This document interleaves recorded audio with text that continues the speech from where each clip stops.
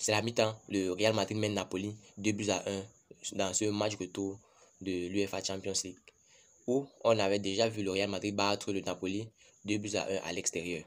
Ici, je vais poser l'accent sur le fait que le Real Madrid, dans cette première mi-temps, sont incroyables. Et c'est ce genre de Real Madrid là que nous on aime voir jouer. Parce que il n'hésite pas à frapper vers le but, il n'hésite pas à aller de l'avant.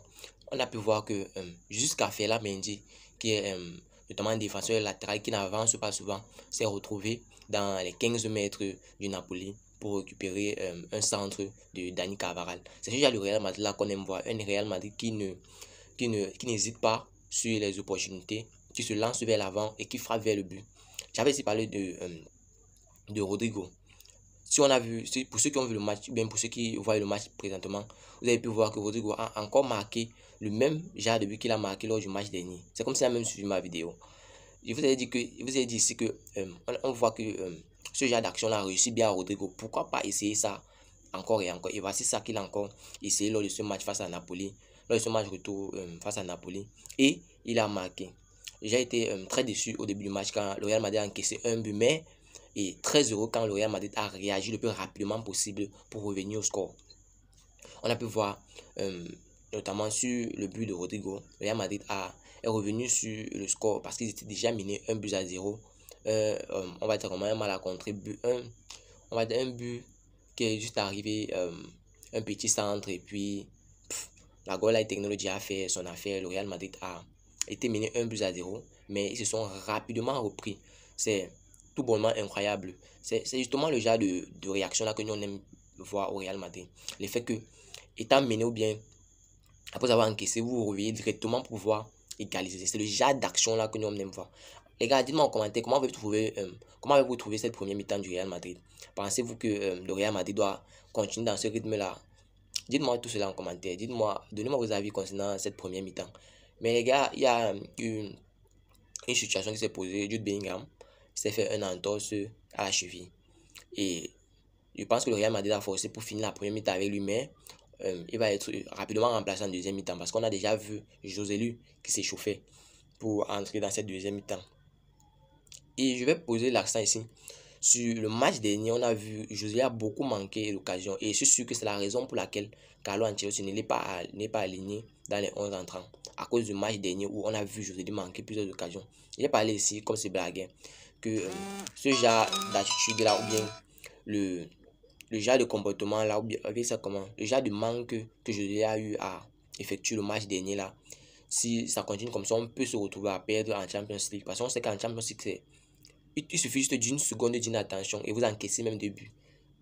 Vous avez pu voir dans ce match, le Napoli a encaissé 2 buts dans cette première mi-temps que, après avoir marqué, il n'espérait même pas. Nous savons tous que les équipes italiennes ont une très bonne défense, mais ils se retrouvent en difficulté maintenant. Le Napoli est obligé d'ouvrir, ils sont obligés d'écarter, bien avancer, laissant le champ libre au Real Madrid. Vous avez pu voir que le Real Madrid s'est beaucoup retrouvé libre devant les buts du Napoli cette première mi-temps. C'est justement parce que, après avoir marqué, ils se sont fait égaliser et ils sont menés.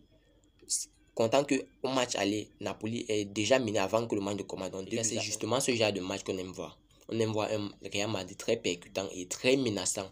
Parce que lors de cette première mi-temps, Napoli a vraiment souffert dans les mains du Real Madrid.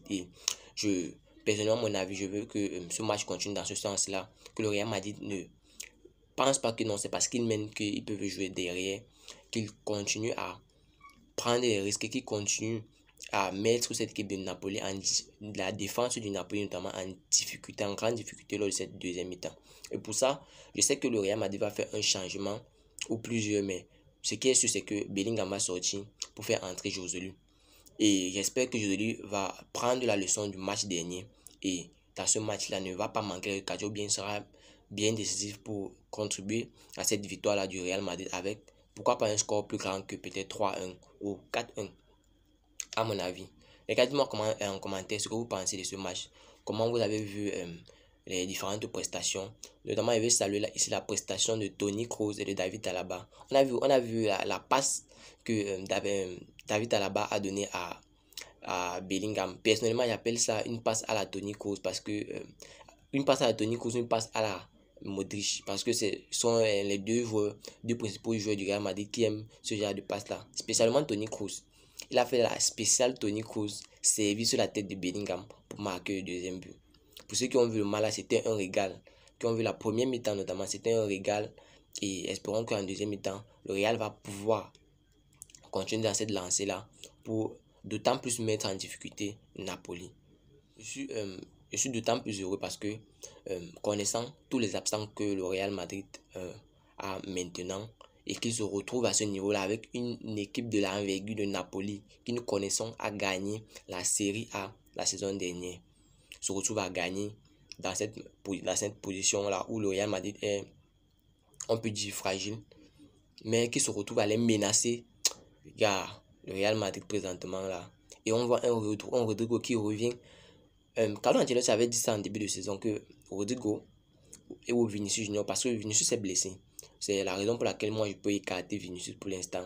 Mais Rodrigo, je me retrouve dans la même pensée que Carlo Ancelotti, qui a dit lors d'une interview que Rodrigo et Vinicius allaient se retrouver avec plus de buts en fin de saison que Jude Bellingham. À la lune, tu vois les choses là, ça peut se faire. Mais nous savons que Jude Bellingham ne cesse de nous surprendre et c'est un joueur complet, totalement. Moi, je vais dire que c'est un joueur complet, technique, physique, avec la tête, dans balle aérienne, il est là. Donc, du coup, gars, et il a une super maturité par rapport à son âge. Si la manière qu'on voit Jude Bellingham jouer, on peut penser que c'est un Toni Kroos, alors que Jude Bellingham, lui, n'a que 20 ans. Il n'a pas autant d'expérience que Toni Kroos ou bien Luka Modric sur un terrain. Les gars, cette première mi-temps du Real Madrid m'a beaucoup ému. Je voulais partager mon avis avec vous. Dites-moi en commentaire comment vous avez trouvé cette première mi-temps là. Et donnez-moi vos pronostics en commentaire. Comment pensez-vous que ce match-là va se terminer? Le match du Real Madrid face à Napoli. Donnez-moi vos scores en commentaire et donnez-moi vos avis concernant cette première mi-temps. Si vous avez vu cette vidéo jusqu'à la fin, merci. Laissez-moi un like, ça fait plaisir, c'est gratuit.